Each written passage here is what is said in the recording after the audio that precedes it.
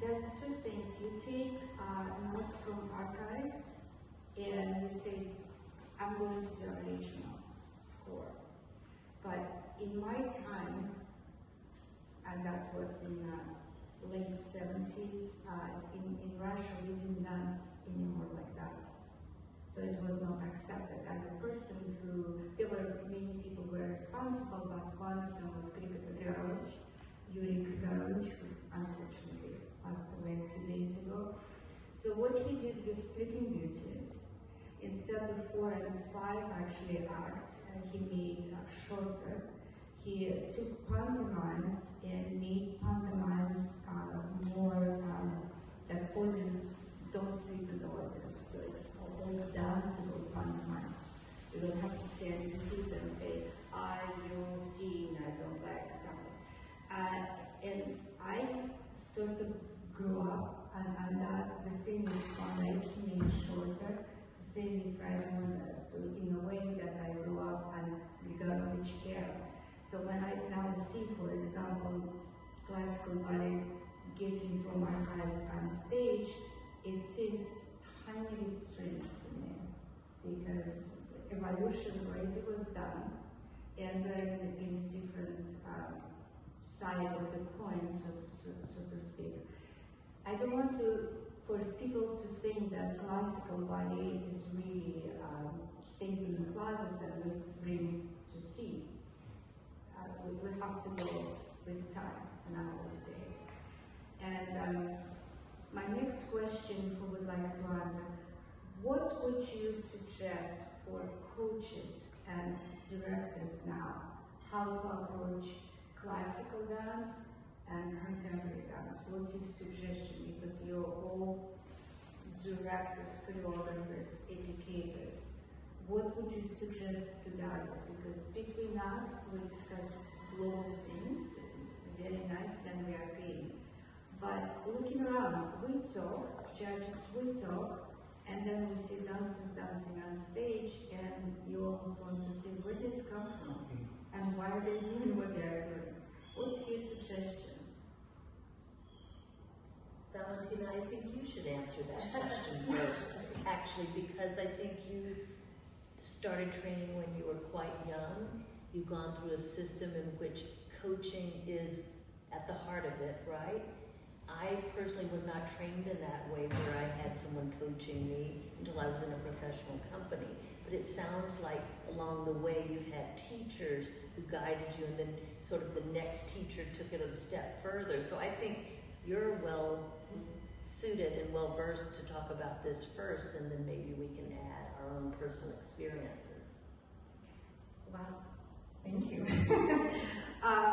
Yeah, it's a long way actually.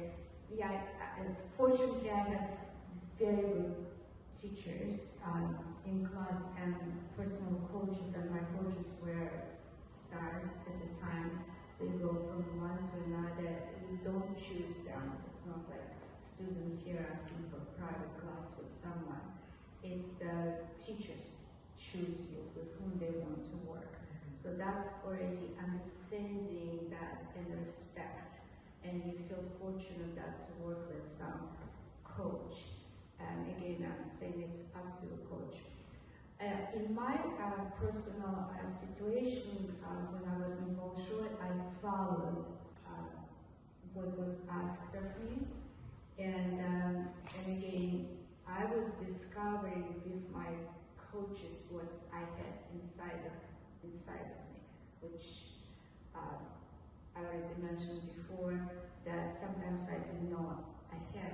So you kind of grow by working.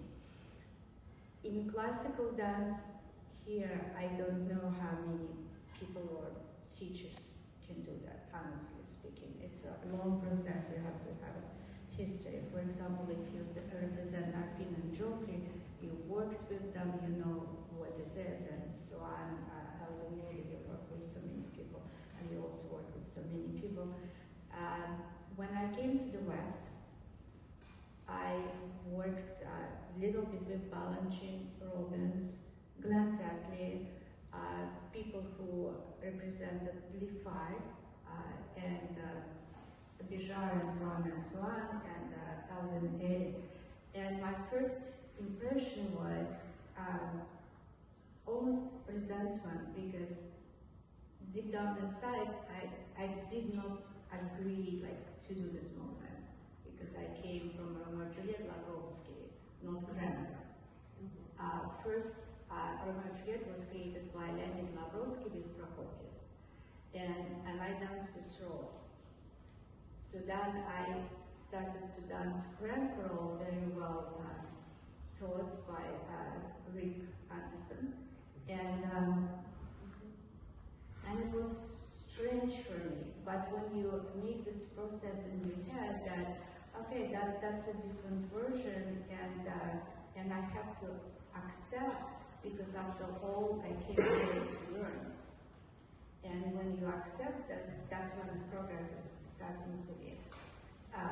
This process was in the beginning. It was actually, didn't take me that long time to go through this process, because the question is that why I'm here. Why did I come here?